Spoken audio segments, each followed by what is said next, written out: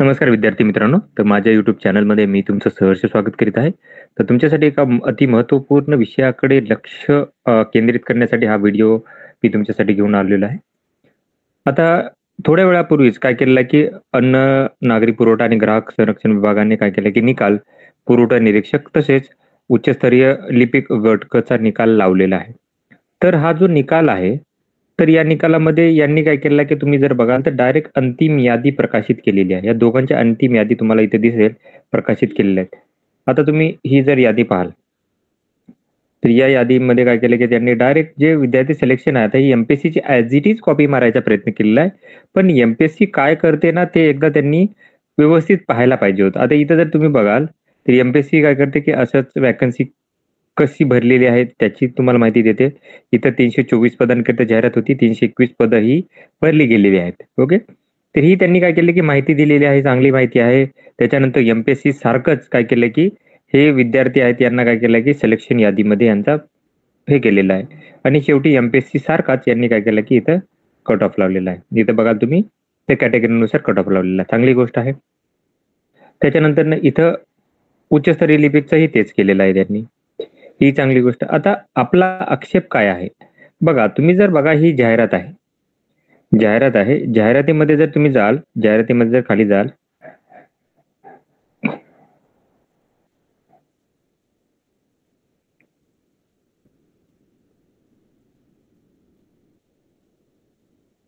जाहिरातीमध्ये जर तुम्ही 9व्या पॉइंटकडे जाल, ते मुद्दामून सांगत आहे मी 9वा पॉइंट काय तो.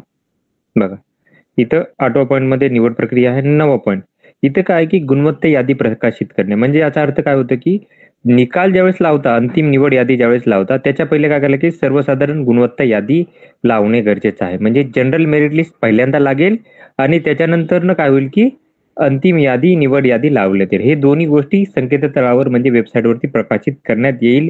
हे त्यांनी स्वतःच्या याच्यामध्ये सांगितलेलं आहे, जाहिरातीमध्ये सांगितलेलं आहे. आणि इथं जर बघाल तुम्ही तर अशी कोणतीही घटना इथं झालेली नाही. यांनी काही प्रकाशित केलेले नाहीये. आता विद्यार्थी जे हजार-हजार रुपये देऊन परीक्षा फॉर्म भरतात, तर त्या विद्यार्थ्यांना त्यांचे मार्क तरी ॲटलीस्ट कळले पाहिजे. जसे बाकीचे विभाग लावतात वॉटरमार्कचे पी-डी-एफ जे असतात ॲज इट इज काय करतात, की प्रकाशित करतात. तशी यांनी ही पी-डी-एफ ती कशी काय केली, की प्रकाशित केली पाहिजे. जसे की पशुसंवर्धन विभाग झाला, त्याच्यानंतर अर्थसंख्यिकी आहेत.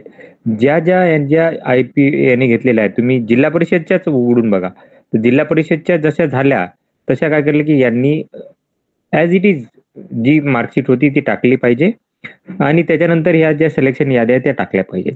तर आपण जेवढे जास्त प्रयत्न करू तसे काय करू, की यांनी ह्या याद्या बदलण्यासाठी आपण प्रयत्न करू. जेवढे जास्त प्रयत्न होतील तेवढे काय होईल, की फायदा होईल आणि ही याद्या आपल्याला सगळ्यांना मार्क कळले जातील याचे.